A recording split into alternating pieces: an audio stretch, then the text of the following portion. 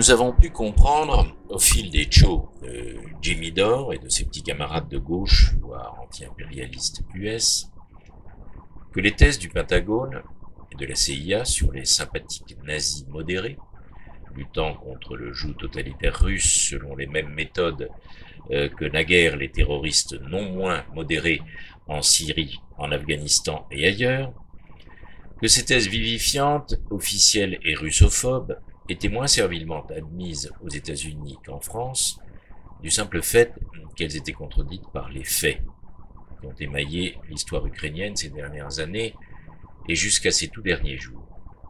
Voyons maintenant du côté de la droite trumpiste, celle de Fox News et des adeptes de la doctrine Monroe. Voyons ce qu'en disent les influenceurs les plus suivis. Les chroniques télé comme celles que nous allons voir, animées par Tucker Carlson, quasiment tous les soirs, sont visionnées en moyenne 2 à 3 millions de fois chaque jour. Et là encore, on va avoir la surprise de constater que les va-t-en-guerre impérialistes de Washington, traditionnellement les démocrates, font moins l'unanimité que ce qu'on observe pourtant de ce côté-ci de l'Atlantique, sur nos médias et parmi notre classe politique française. Et, il faut bien le dire, avec des objections qui, pour être typiques de l'Amérique profonde, moralisante et conservatrice, n'en sont pas pour autant dénuées de sens, aux yeux du moins de l'Américain moyen. Good evening and welcome to Tucker Carlson tonight. Yesterday morning, Joe Biden's Secretary of State, a man called Tony Blinken, went on to the Sunday show over at CBS News to announce a new policy toward Russia. Going forward, Blinken explained, the Biden administration will use Poland as a cutout to send fighter jets to the government of Ukraine. Those jets will be used to fight the Russian military. Blinken announced this in a calm, even tone that suggested this was conventional procedure, business as usual, nothing to worry about, just another weekend at the State Department.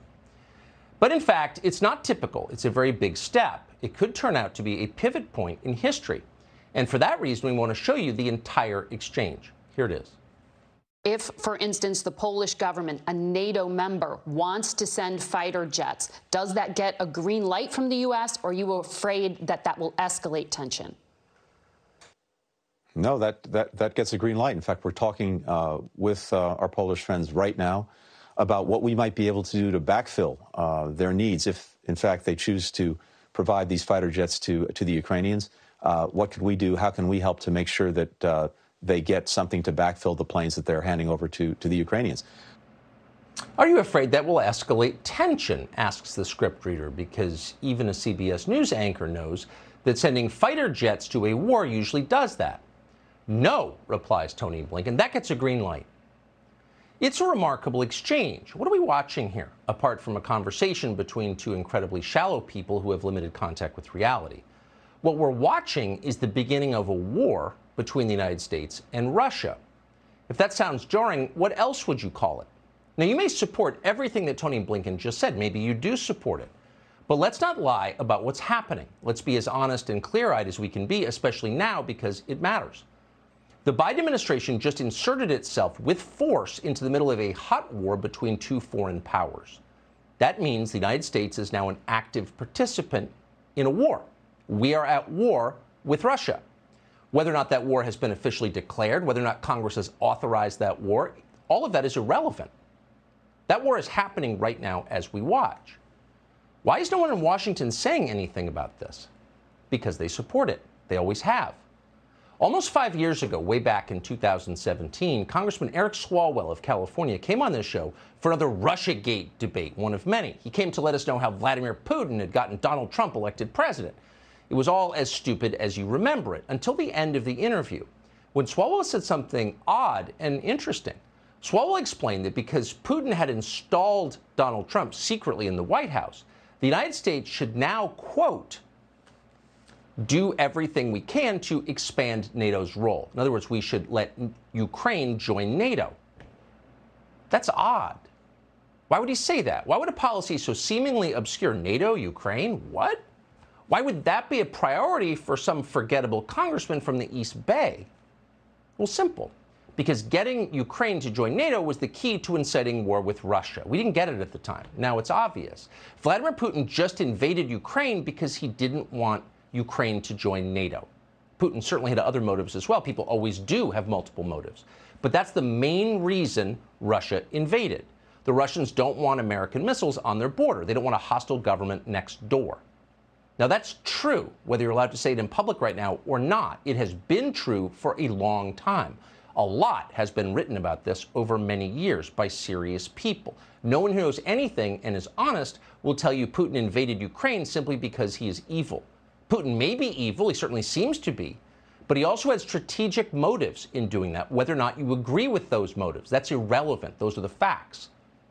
So with those facts in mind, the Biden administration's behavior in the days before the Ukraine invasion tells you a lot about what motivated them. With Russian troops massed by the thousands on the Ukrainian border, Joe Biden sent Kamala Harris, the least capable diplomat in Washington, to explain America's policy to European heads of state. At a public press event at the Munich Security Conference, Kamala Harris encouraged Ukraine to become a member of NATO. Quote, "I appreciate and admire President Zelensky's desire to join NATO." Message? Up yours, Vladimir Putin. Go ahead and invade Ukraine. And of course, Vladimir Putin did that just days later. So the invasion was no surprise to the Biden administration. They knew that would happen. That was the point of the exercise. We watched all this happen. We missed it. How? Honestly, because it was insane and therefore very hard to take seriously. Why in the world would the United States intentionally seek war with Russia? How could we possibly benefit from that war? We still don't know the answer to that question, but it is obvious that permanent Washington has been fixated on war with Russia for a very long time. A couple of years ago, you may remember, we'd forgotten, they impeached a sitting president. Why? For threatening to withhold military aid to President Zelensky of Ukraine. Failing to back a proxy war in Ukraine was the one thing Donald Trump was not allowed to do as president. Again, they impeached him for it. And no one said much about it, even in his own party, because of course they supported war with Russia too. Maybe even more than the Democrats did. As far back as 2016, Lindsey Graham of South Carolina, hysterical little Lindsey Graham, was jumping around, acting out his war fantasies in front of foreign soldiers in Ukraine. If we saw this tape at the time, we don't remember seeing it. Back in 2016, Ukraine seemed like a faraway place. We should have paid more attention. Here it is. Your fight is our fight. Ваша боротьба – це наша боротьба. 2017 will be the year of offense. Рік 2017 рік буде ріком нападу. All of us will go back to Washington and we will push the case against Russia. Ми всі повернемося до Вашингтону і ми будемо відстоювати санкції проти Росії. Enough of a Russian aggression. Досить вже російської агресії. It is time for them to pay a heavier price. Your fight is our fight? That's a very strange thing for an American lawmaker to say to a foreign military. Why would the Ukrainian government's fight in 2016 possibly be our fight? On what grounds is it our fight? What does that even mean? We don't know. And yet now it is demonstrably true. Ukraine's fight is our fight. Ukraine's war is our war. It's here, but most Americans did not see that coming. Yet permanent Washington certainly did. Permanent Washington understood that the second Vladimir Putin's forces rolled across the border into Ukraine, we would inevitably be on a course toward war with Russia. They knew. Here's the president of the August Council on Foreign Relations on the day of the invasion. We need now a response of necessity to his war of choice. And there's got to be to raise the economic costs at home, to raise the military costs on the ground. I hate to be so blunt, but the most vulnerable thing that Putin's vulnerable to is dead Russian soldiers. So we have to make sure Ukraine has the means to resist. Dead Russian soldiers. At the time, that seemed a little bellicose right out of the gate. It had just happened. Maybe there's some way to de-escalate this. The invasion's terrible, but isn't America's role as steward of the West to make things better? Wouldn't a prompt Russian withdrawal from Ukraine be the wisest course for everyone, including and especially the Ukrainians, on whose behalf we claim to speak, but whose country would be leveled by a protracted war? You would think so, but that's not what anyone in Washington wanted. They wanted a war, and now they have one. So where's this going? That's the question for the rest of us who had no role in making these decisions. Well, it's worrisome. You should keep in mind that the U.S. government is currently run by the same people who planned the Afghanistan withdrawal, the ones who tanked the U.S. dollar. The people who run Baltimore, the ones who tried to send crack pipes to junkies, these are people with a long history of destroying things and no history at all of building anything. So a lot could go wrong. They tell us that Vladimir Putin is unbalanced. We'll take that at face value. We know that Putin has thousands of nuclear weapons. Putin has said that if he is pushed, he will use nuclear weapons. Could be wise to believe him. Harry Kazianis does believe him. Kazianis is a foreign policy analyst in Washington. Like a lot of people in his business, he regularly participates in government-sponsored war games. These are designed to map out what would happen if various countries fell into conflict with one another. A couple of years ago, not long ago at all, Kazianis participated in a war game predicated on a war with Russia. He wrote about this the other day in The Federalist, quote, "In the course of what we call the NATO-Russia war of 2019, we estimated 1 billion people died. 1 billion. And if we aren't careful, what happened in a simulation could happen if a NATO-Russia war erupts over Ukraine." That war has just erupted. The fact that no one in charge seems to worry about where this could go should concern you quite a bit. But nuclear war is not the only risk. The economic consequences of this war are already profound. They're history-changing, actually. And if you don't believe it, check out commodity prices. They're out of control. Wheat is up nearly 60% over last year. That's the highest price ever recorded for wheat. Not good news if you plan to eat, and it won't get better. Russia is one of the largest fertilizer producers in the world. So, for example, a ton of urea fertilizer that cost American farmers $265 per ton last January now goes for $846 this year. And thanks to sanctions, that number will get much higher. No one who farms has ever seen anything like this. You probably don't farm, but you do buy groceries. It'll be obvious to you soon. In fact, thanks to Biden's foreign policy, everything you buy is shooting up in price, and shockingly fast. Gasoline is now higher than it's ever been in the history of gasoline. In Los Angeles, it is selling for $7.29 a gallon. So if you make under 100 grand a year, and most people in this country do, that qualifies as a crisis for you. But for the people in charge, it's not high enough. They'd like to make it worse. Their latest idea that a lot of people seem to be buying is that we have a moral obligation somehow to stop buying Russian oil. It's tainted. Okay. What would happen if we did that? Well, needless to say, oil prices would jump, likely to over $150 a barrel, even higher prices for you. But then if that boycott spread, and moral boycotts tend to, and Europe joined it, buckle your seatbelt. We talked to someone in the energy business this morning, energy traders, to get a little perspective on this. He said a total boycott of Russian energy would cause, quote, an absolute global disaster. That means recession, depression, uncontrollable inflation, and the rest. Economic devastation to us and our allies. And at that point, in fact, we're already there, we'd be forced to make up the difference by getting more oil from other countries because we need the energy. Batteries aren't going to supply it. So what would those countries be? Well, let's see. They would be, pretty clear, Saudi Arabia, Iran, Venezuela.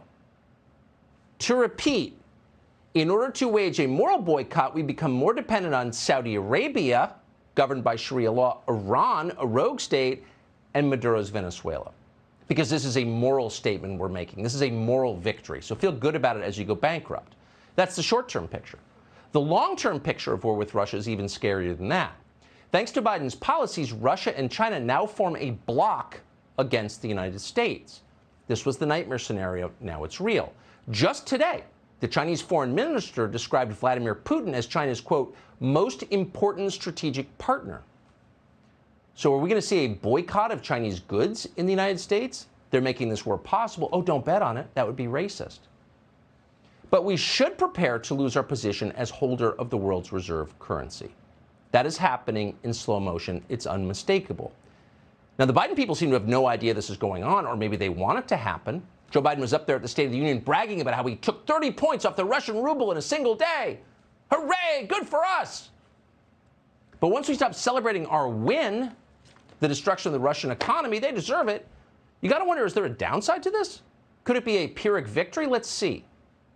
These policies have driven Russia, China, India, Turkey, and other countries to accelerate their flight from the U.S. dollar. Now, to be clear, that's the majority of the global economy. This may be the most reckless and destructive thing any American president has ever done to the United States. If the war in Ukraine ended tomorrow, we would live with the consequences of that loss of the U.S. dollar as the world's reserve currency for the rest of our lives. No one in Washington is even acknowledging this is happening. They're looking for more moral victories to win. And the companies love it. The woke companies, Apple, MasterCard, lots of other American companies are taking victory laps for their role in punishing Russia. Great. Punish Russia. We're not against that. But you've got to wonder. You've just seen a handful of woke corporations crash a country and impoverish its citizens indiscriminately. Now, that country is Russia, so most of us aren't even thinking about the precedent it sets. We're fine with it. It's Russia, who cares? But is it possible these same techniques might be used someday against some place or somebody that you care about? What if one morning you woke up and they decided that you're Vladimir Putin and you must be erased? Could that happen? Don't think about it. You're probably not able to think about it clearly right now, even if you tried. Why? Because there's a moral panic in progress. For the record, this is the third moral panic we have had in the United States of America in less than 2 years. You don't want to live in a country in which moral panics break out regularly, by the way. Moral panics diminish the people engaged in them and hurt the people who don't. They're degrading, they're crazy, they're the opposite of what you want. You want to live in a country where wisdom and restraint and rational behavior and decency determine the outcomes, not screaming. But we live in a country of moral panics. The first one began in May of 2020 with the death of George Floyd in Minneapolis. That changed America completely. The second moral panic was COVID. You've lived through that. So for nearly 2 years, the shouting has not ended. Hysteria is now the official language of public discourse in the United States.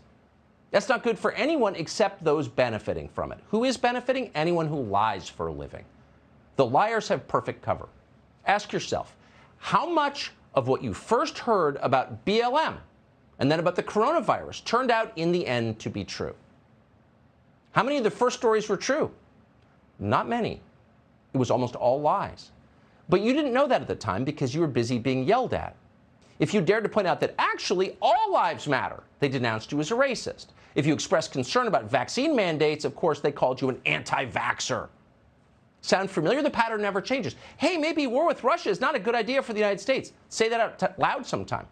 It's not an extreme position. Most Americans would agree with you.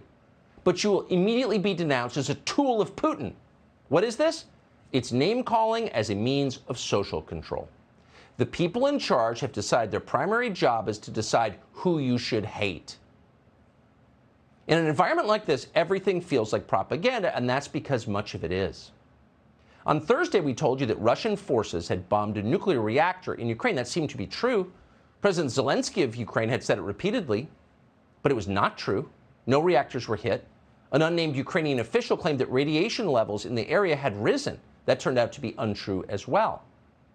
In the words of Mark Nelson, who's a nuclear energy analyst, quote, "I'm afraid to say this looks like a coordinated effort to induce panic." Of course. It was what we call disinformation, and it was designed to get you to support a war against Russia. Now, maybe you support a war against Russia anyway, but you should at least know that you're being lied to and manipulated, which you are. Watch this segment from Good Morning America the other day.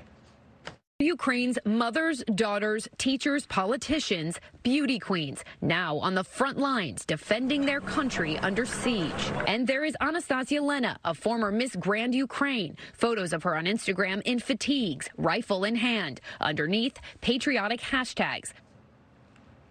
Miss Ukraine with a rifle, defending her homeland. Is there anything more inspiring than that? It'd be more inspiring if it was real. It wasn't. It was fake. Miss Ukraine was not defending her homeland. That wasn't a rifle. It was an airsoft gun.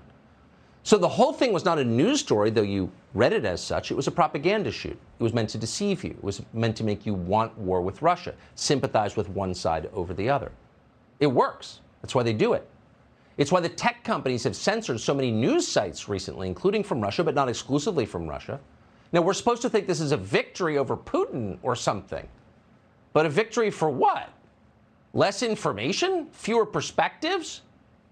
If getting to the truth was the point of the exercise, we as American citizens would be able to read whatever we wanted to read. That was the rule for centuries in this country.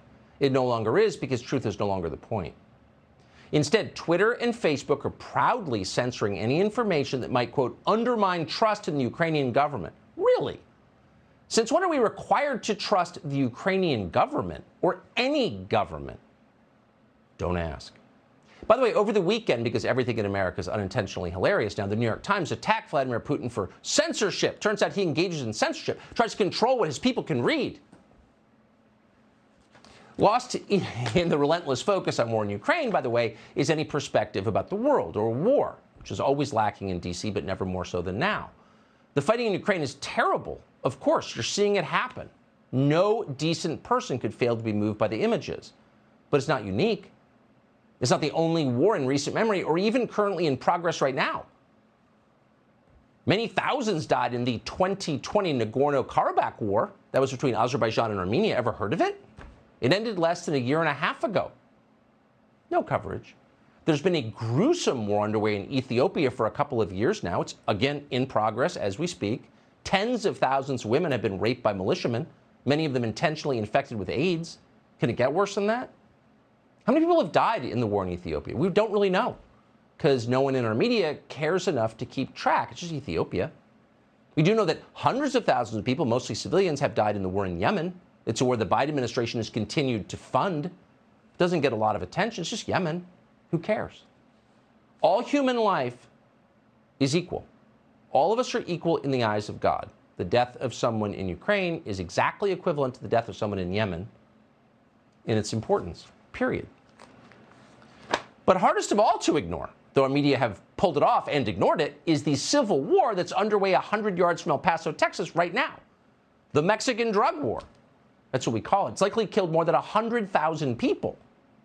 In 2019 alone, close to 10,000 Mexican citizens just disappeared, most of them young men. More journalists are murdered in Mexico every year than in any other country in the world.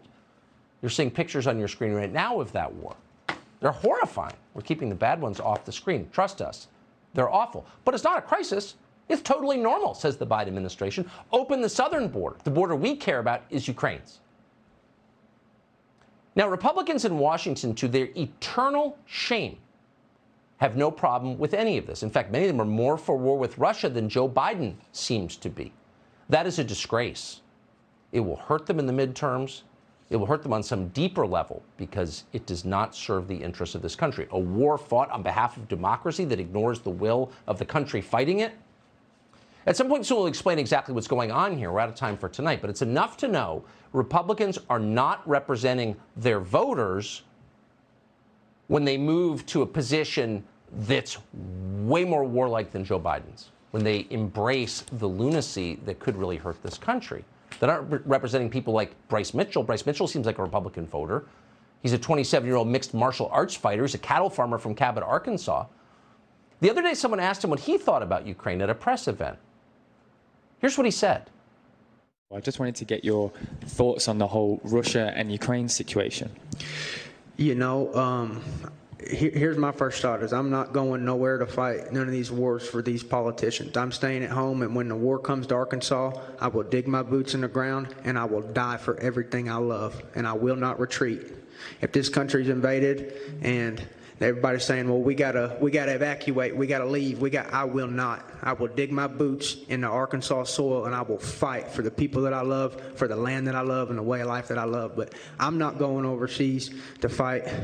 I don't know what's going on, to be honest, brother. I really don't. There's so much stuff, and I don't think nobody knows what's going on fully. There's been so much political corruption in that area. You got Biden and his son making a ton of money off of and using our tax dollars to bribe their people. That's treasonous, in my opinion. So you got Hunter Biden and his son using our tax dollars. Hey, if Ukrainian government, if you don't do this, we're taking your tax dollars. He shouldn't be giving our tax dollars to that country anyway. We got veterans out here sleeping on the street, and you're going to give our freaking tax dollars to these Ukrainians and all that. Brother, I don't know what's going on over there, but I'm not going over there and fighting. Tell us how he's a Putin stooge, Lindsey Graham and David Frum and Ann Applebaum, Liz Cheney. Tell us how he's immoral. When the war comes to Arkansas, he said, I will dig my boots into the ground and I will die for everything I love. That's the American position. Fight to the death to defend what you love. Your people, your family, your country. To defend it. That's what we call it, the Defense Department. It is not called the Department of Nation Building or the Bureau of Trans Evangelism. Bryce Mitchell may not have good grammar, but he understands exactly what's going on here. Even if people who claim to represent him and our country have no idea. What's going on internationally? How do we get to the place where, Putin decides he's going to just invade Russia? Nothing like this has happened since World War II.